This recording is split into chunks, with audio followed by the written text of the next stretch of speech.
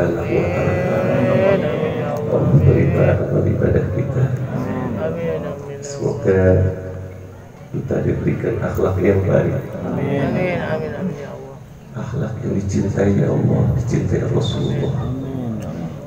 Akhlak yang dicintai oleh orang-orang soleh.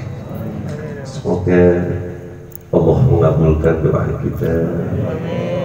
Allah berikan jalan-jalan kemudahan, rizki yang halal, yang barokah. Allah jauhkan kita daripada bala, dan Allah berikan keturunan kita keturunan yang salih dan salih. Amin ya rabbal alamin. Pimpinan Pondok Pesantren Riyadul Azkar Bapak Kiai Tamimi, beliau ini darahnya mengalir dari ulama besar, karena ulama besar yang ada di Tangerang pun ayahanda dari Kiai Musa, ulama besar yang bisa melahirkan anak dan keturunannya ulama besar, pesantren dengan kakek beliau. Dan Pondok Pesantren Riyadul Azkar ini diberkahkan Allah Subhanahu wa Ta'ala. Juga para ajengan Bapak Kiai Haji Sumadani, alhamdulillah menyempatkan waktu pada acara khol yang keempat ini. Pak Kiai Haji Hussein, beliau juga punya santri, lalu menyempatkan hadir, padahal beliau udah barokah beliau ini. Tapi inilah ketawaduan beliau mengikuti nasihat Abdul Qadir Jailani, ijtami'u wa la tatafarraqu. Jika kamu ingin berkah jangan sendirian, ayo kumpul bareng-bareng, dan jangan suka mencari. Saat Anda mencari, khawatir kemasukan pikiran-pikiran yang tidak baik. Juga yang saya hormati dan Allah muliakan, alhamdulillah Haji Tengku Khairun Nas dan teman-teman, ya, beliau bisa hadir dari Jakarta. Ini cinta beliau kepada Kiai Tamimi. Beliau ini adalah orang yang paling dekat dengan Abuya Syekh Haji Amrul Wali Al-Khalidi. Termasuk saya itu mencium tangan beliau karena tangan beliau sering mencium tangan Abuya. Ini dalam thariqah disebut dengan Barokatul Aidi. Kalau kita tidak bisa mencium tangan orang yang sangat mulia, maka ciumlah tangan orang yang pernah mencium tangan orang yang mulia. Ini jangankan kita, Rasulullah pun begitu, yang ahli surga. Ini yang disebut dengan Barokatul Aidi. Orang itu diangkat derajat karena tawadu. Syekh Abdul Qadir Jailani menjelaskan karena ini haul beliau yang keempat untuk pondok ini, mengadakan yang keempat, dan mengadakan haul ini ijazahnya dari Mama Sukanta. Mudah-mudahan guru kita Mama Sukanta dimuliakan Allah Subhanahu wa Ta'ala. Amin ya Allah.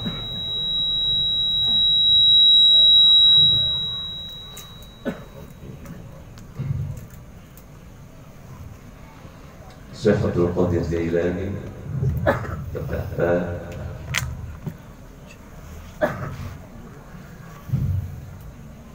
saya melihat pintu-pintu untuk menjadi wali sudah berdesak-desakan, roh para aulia penuh muzahamah.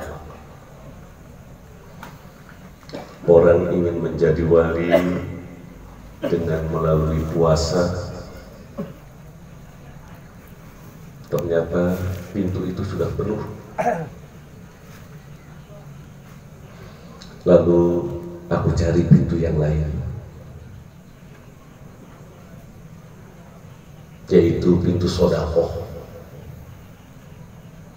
Ternyata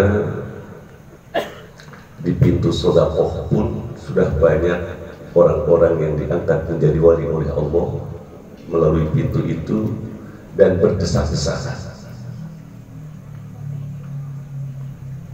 Lalu aku cari pintu yang lain, yang ketiga, aku akan melakukan jalan melalui sholat sunnah. Ternyata sudah banyak di sana yang melakukan sholat sunnah. Mereka sudah muzahamah, berdesak-desakan. Sudah banyak yang diangkat menjadi wali melalui memperbanyak sholat sunnah. Dan masih banyak yang belum diangkat menjadi wali. Lalu ada satu pintu yang agak renggang,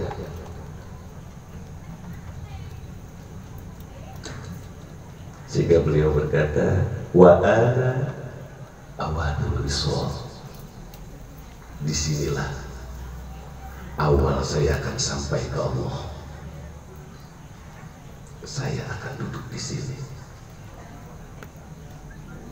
Pintu apa itu? Pintu tawadhu. Dengan ketawaduan beliau, lalu hati Syekh Abdul Qadir Jailani dilembutkan oleh Allah. Karena orang yang tawadhu tidak merasa dirinya memiliki apa-apa. Dan tawadhunya dibimbing para guru, karena belum tentu kata kita tawadhu, kata guru kita tawadhu. Khawatir menurut kita tawadhu, ternyata itu kesombongan.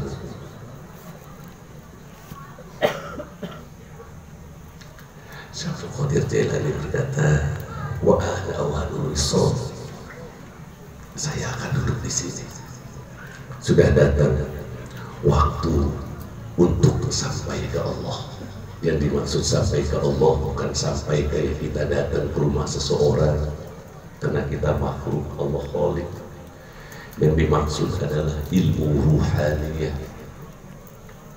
Awas,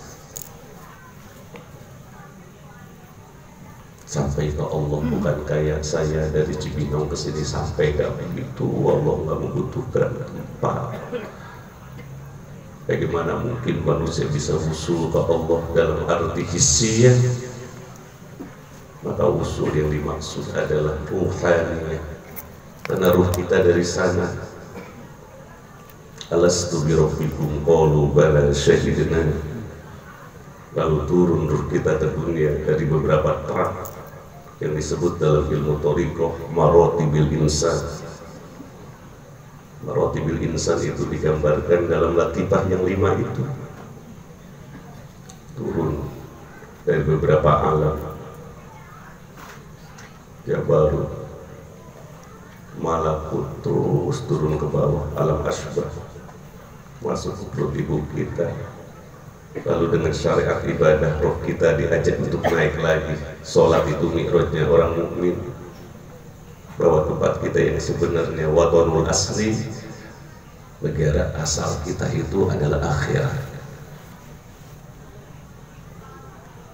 Sehingga kalau kita memahami bahwa akhirat tempat kita, ya dunia ini untuk apa sih? Sampai ribut dari dunia, pengen merasa tersaingi, apa itu semua? Sia-sia. Maka Syekh Abdul Qadir Jailani ada awalul wisol, sehingga dia berkata, saya menjadi wali ini bukan karena banyak puasa. Beliau memang banyak puasa, banyak sholat sunnah. Bahkan beliau mengatakan jangan mengaku cinta kepada Allah jika tidak pernah merasakan setelah isya sampai subuh diisi dengan sholat sunnah.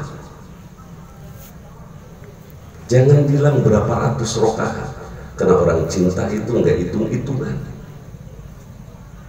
Jadi kalau Bapak nggak pernah merasakan zikir dari isya ke subuh, sekarang nih yang udah jenggotan ini nggak pernah merasakan menjajal sholat sunnah mutlak dari isya ke subuh, cinta ke Allahnya bohong.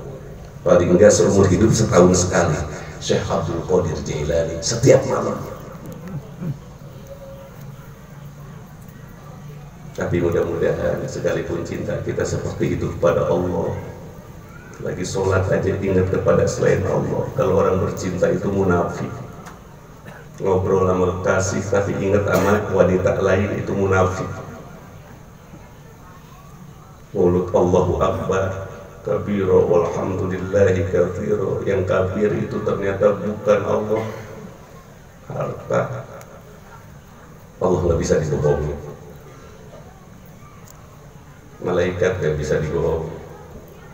Hati yang munafik itu memang malaikat nggak tahu omongan hati, tapi ada amarah, ada ciri. Malaikat bisa tahu kalau ini orang hatinya nggak cinta ke Allah, bau. Malaikat memang nggak tahu hati orang, yang tahu hanya Allah. Tapi ada amarah, ada ciri. Kayak buah matang itu ada cirinya, wangi.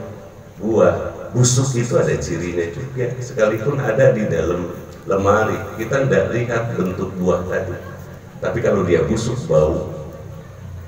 Begitu juga hati manusia. Mudah-mudahan hati kita wangi semua. Harus ada hasil diri dari apa itu semua.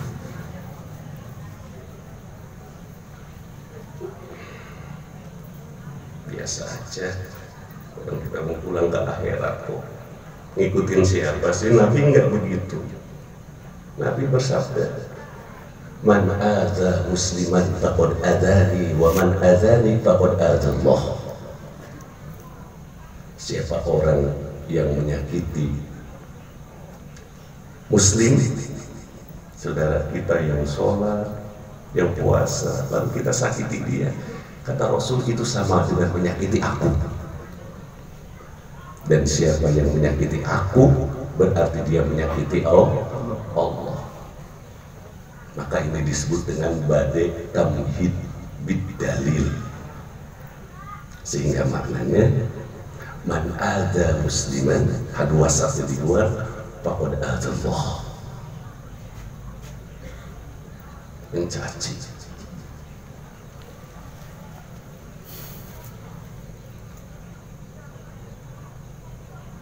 Mudah-mudahan Allah ampuni dosa kita.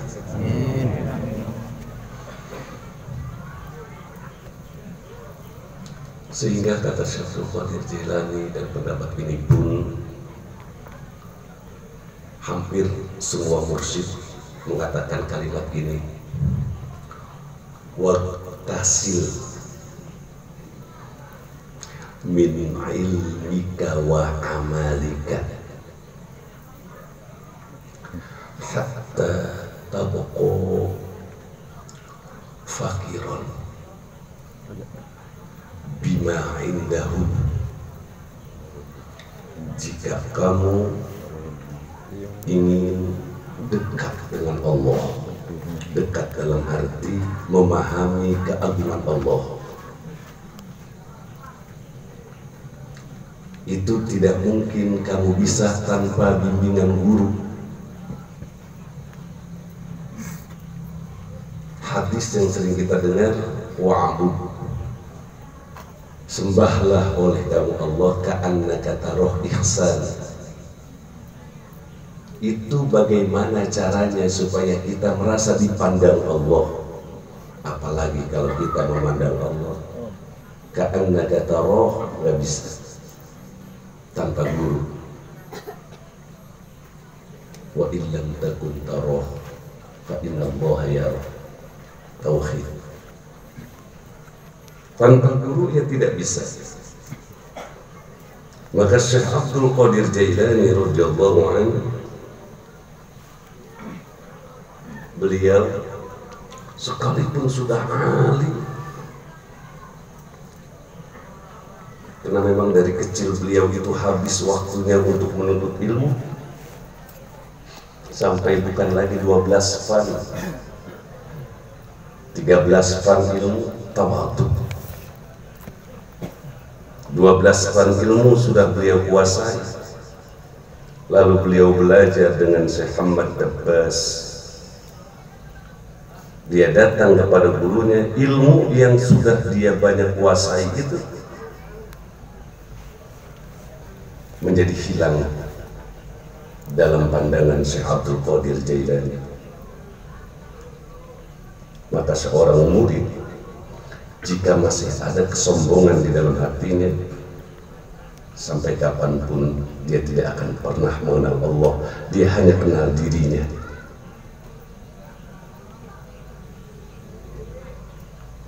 Syekh Abdul Qadir Jailani, dia dididik oleh Ahmad Dabbas menjadi santri yang tawadhu.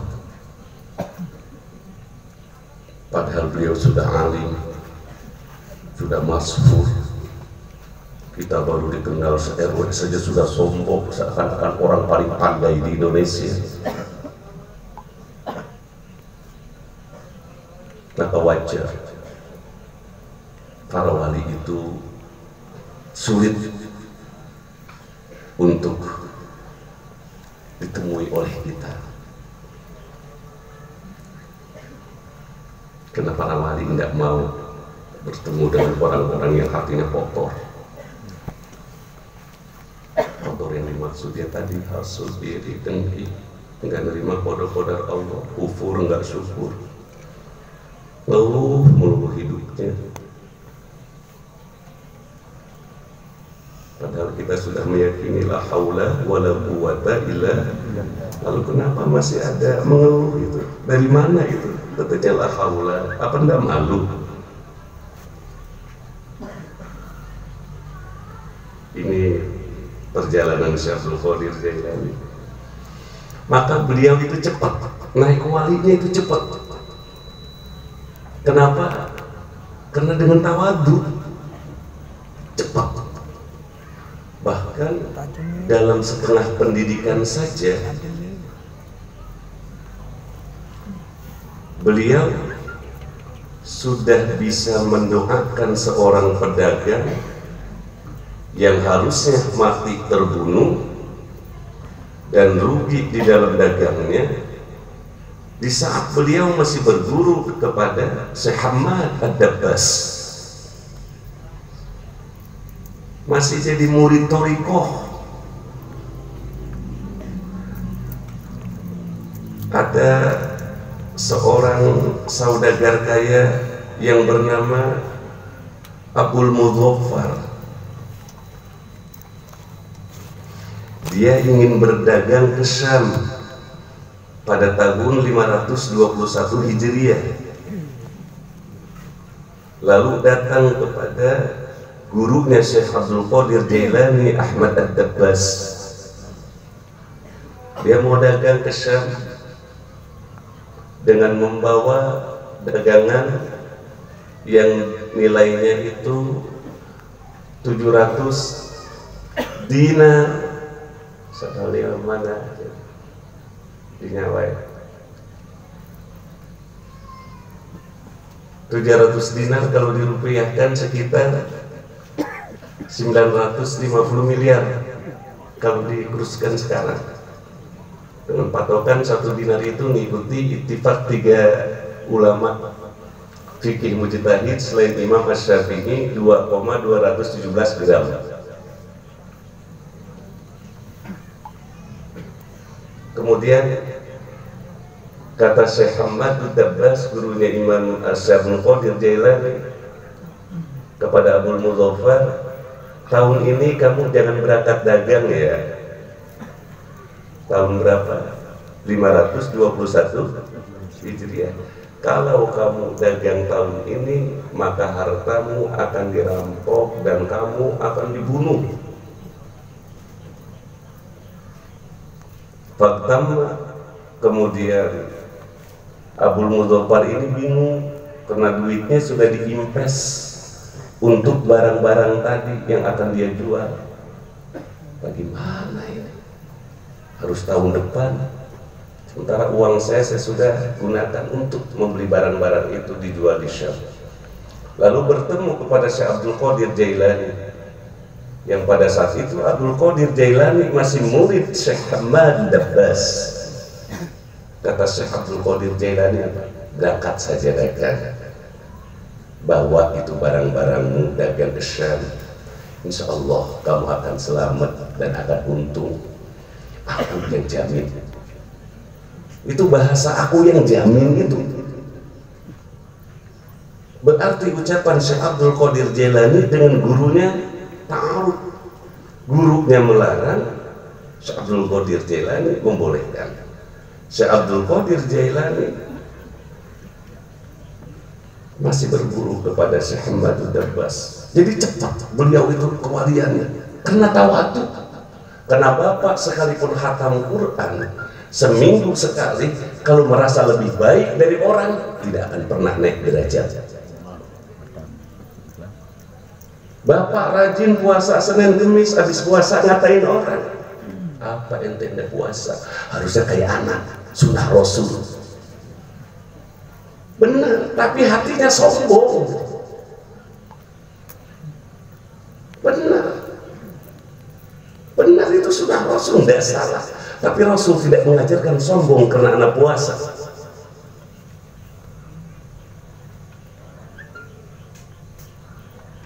Anda malamnya sholat tahajud 20 rakaat,